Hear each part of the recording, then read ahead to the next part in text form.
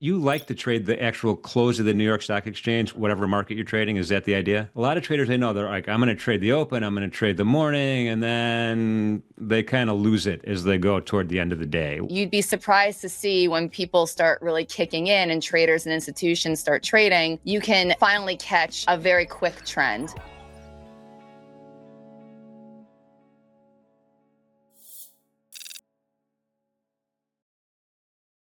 Joining us for the first time, Olivia Voz with Trade to Close. Olivia, how are you? Hey, nice to see you, Jim. Hi, guys. Hey, chat. What's going on? I'm from New Jersey. I'm trying to hide my accent as much as possible. So I worked first in investment banking on Wall Street and then got into media. I was a correspondent for the New York Stock Exchange. Through that, I became a trader. And I've really ingratiated myself in media and then started the service tradetoclose.com, which is trading the close 3 to 4 p.m. Trade the close, right? So you guys think you like to trade the actual close of the New York Stock Exchange, whatever market you're trading. Is that the idea?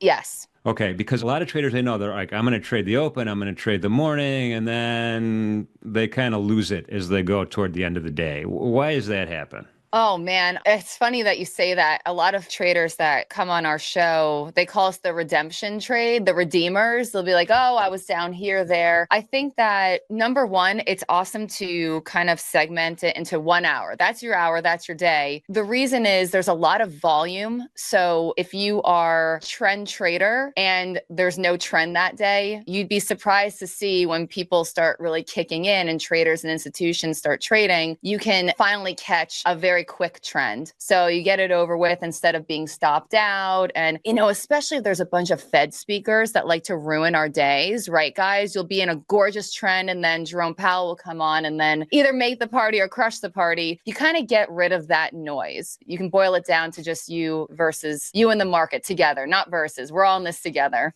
So most of the news has been assimilated at that point, and you have market on close type of activity with people closing positions or positioning themselves for earnings or whatever. So you get that volume smile at the end of the day, and that creates price movement and opportunity. Absolutely. I like how you say price smile. I love it. It's funny because we just say you can hit snooze, wake up, trade 3 to 4, and then you're done. Oh, yeah. That's a nice day. So let's take a peek at some of your charts. You have an E-mini S&P chart up on the screen right now. Talk about a nice breakout. I heard you guys discussing a possible bull flag or pennant that has been created here on ES, and we are breaking out from that. I have a nice call zone. I trade options, so you can call this just a bull zone. We have entered that around 5,900 and looking for an exit point around 5,927. That is in ES, everyone. ES is looking like a yes. Without giving us the secret sauce, how do you get to that bull zone? Well, we do have our Fibonacci levels that I like to take. This is probably one of my favorite setups. I have my fib levels listed out, and then I have a nice confirmation fib, which is the 13% fib. That's a little trick I like to use. Once you start busting through that, and you could see we busted through the point of control on our volume profile, we busted through that fib zone, you're busting through VWAP. I mean, the path of least resistance is to the upside, ladies and gentlemen. You can't fight it. I've adopted harmonics for my fib. So that's 12.5, 25, 37.5, like a keyboard, a piano keyboard. You're throwing in a 13%, which is close to my 12.5%. You're looking at that as a breakout to the upside. Yes. Is that the Voz fib? That's the Voz fib, baby. Especially as a volume profile trader, you have your valleys and your peaks, and you're trying to break over those resistance points, target those nodes. But then once you start really busting out, I mean, it could be no man's land, especially if you're at new highs. What samples can you take from there? So that's what I really start integrating Fibonacci for that confirmation and to give us those extensions. It's extremely helpful, and it almost seems too good to be true. But hey, as long as it works, I use it. And it looks like you drew the fib maybe ignoring the wicks. Do you ignore those shadows on the candles? I ignore the wicks because, as you could see, I like to trade in zones, and you can get wicked out. We always say it can completely reverse, right? You get a hammer candle and then the trend has changed. So I like to take it from the actual candles. I know some people like to do the wicks. To each his own, as my grandfather used to say. It's an art, not a science. You got to be in it to win it and risk it for the Trisket. We're going to have all sorts of new sayings now in our morning show.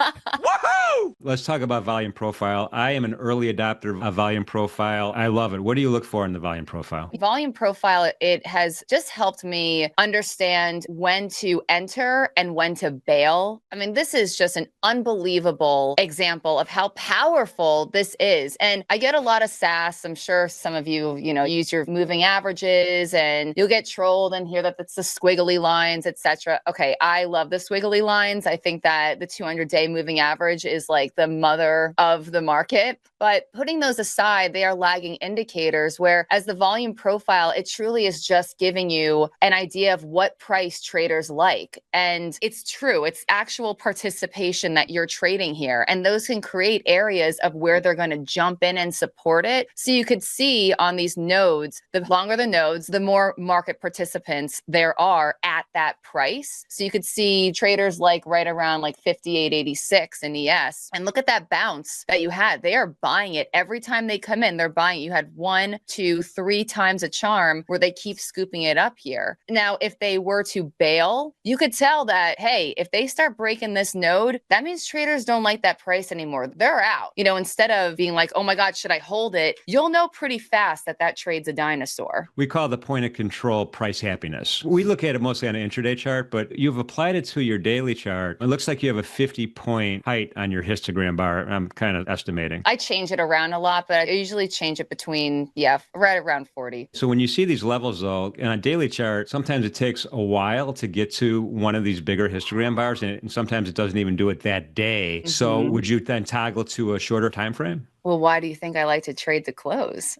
There you go. No, I mean, the volume profile, it's there, baby. It's not going to change that much more because it is ever changing, which is extremely cool. But I understand. I see someone in chat was like, the volume profile can hurt my neck. It's like a tennis match. Yes, especially if you're trading it during the day because you're getting different samples and different participations at all different times. And so it starts to move. Right. So on an intraday chart, though, do you start your volume profile from the beginning of the night session, a Globex open, or do you do it at the beginning of the opening range? I do at the beginning of the opening range. So then by the end of the day, it's a pretty mature volume profile, right? It's developed very, very nicely. Mm-hmm. And a lot of times it's a perfect bell-shaped distribution according to the textbook, and sometimes it's not. Exactly. Yeah. I mean, it's rare. If you take a peek at the close, it's very rare we get that distribution, actually. There's been a lot of pockets of action that create amazing trading opportunities. So you're flat at the end of the day. You're not position trading. You're day trading, whether it's options or anything else. Yes. I like to do what I call them tooth fairy trades. Depending how the market closes, if it breaks into my special levels or I just have an edge, we'll do an overnight and wake up the next day, wake up, see what London did, see what everyone did, and take our profits. Tooth fairy trade. I like that. The tooth fairy trade. Yeah. You wake up with money under your pillow. It's great. Let's just kind of put this together for a second. We're focusing on trading the close, maybe options, maybe futures, maybe SPX, whatever. We look at volume profile. We look at fibs as part of that. Probably maybe just volume also. Do you look at? Sure. You're going to get volume there at all times, unless it's like the day after Thanksgiving. But yeah, obviously we're looking for that big volume push, or there's usually nothing to trade upon. Yeah. Some days it's sideways market, right? It's flatlining. Doesn't seem to be a lot to do. Do you try to get a trade in every day, or are you patient and wait? We get a trade in every day. Okay. So yes, we have the Voz fib. I shared my little secret with that and the volume profile, but I also created my little algo called the closer, and that can give us an edge on where we will most likely end up. Even if it's just like a 50-cent move, we'll trade on that. And sometimes when there is a dead day, what are you going to trade upon? You don't even have the 15-minute range to trade. It's just been so range bound. Once you start getting those imbalances kicking in, I heard you talk about the MOC, you get those institutions, those volume really starts to kick in. So you'll see a break. Even if it's on the lower part of the pattern, you can get a nice ramp up. More so than usual, we've experienced record highs at that time. They'll hit it right there. It sounds a little bit like a forecasting tool, right? Yeah. Based on statistical data, this is what should happen today. Exactly. And that's proprietary.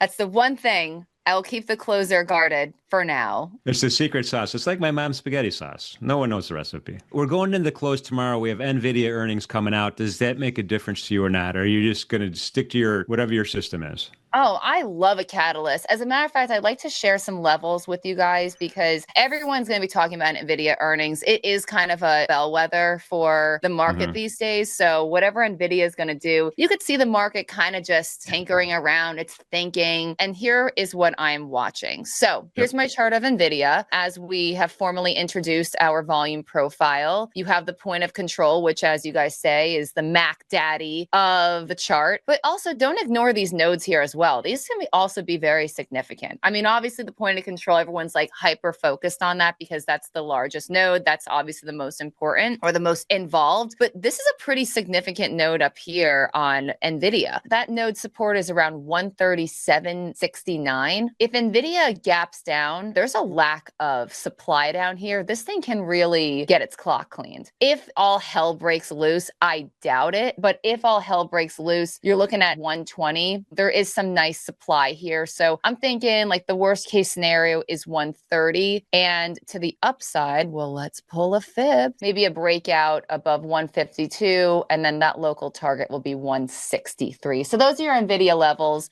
Obviously, it's going to have an impact on the market. As far as ES, we're holding this nice little cluster of nodes of volume at like 58, 53. There is a pocket right here. Your next support would be 57.80. And then this, I think if Nvidia really starts to fall down, this would be a pretty nasty zone for ES to fall in. And that's below 57.47. Guys, I'm not a doom and gloom person. I'm not a perma bull, perma bear. I'm just pointing out what I'm seeing. And, you know, if we get down here, this would be a fantastic short, but we'll most likely catch right around the point of control. But the day of, right, going into it, right, the close is going to close, then you're going to get the number. You're going to trade that close. You're not going to be like, well, I better wait to see what happens with Nvidia. You're going to be in it. We're going to be in it. Yeah, we're in it to win it. Well, I appreciate you being on with us today. We're a little bit out of time right now, but hopefully we'll have you back. I know we're going to have you and Mark back, I think. Expect a little smack talk between us, though. It's a true trading desk. This presentation is for educational purposes only. All of the symbols, trading ideas, and live trading are for demonstrational purposes and are not recommendations or trading advice. Past performance may not be indicative of future results. All of the information and opinions expressed by third-party guests are their own and are not necessarily those of NinjaTrader, LLC. Trading futures involves substantial risk and may not be suitable for everyone, and trading futures can result in losses greater than the initial required margin. Traders should only trade futures with risk capital. Risk capital is money that you can afford to lose without jeopardizing your financial security or current lifestyle. You can find additional disclosure information on the NinjaTrader website.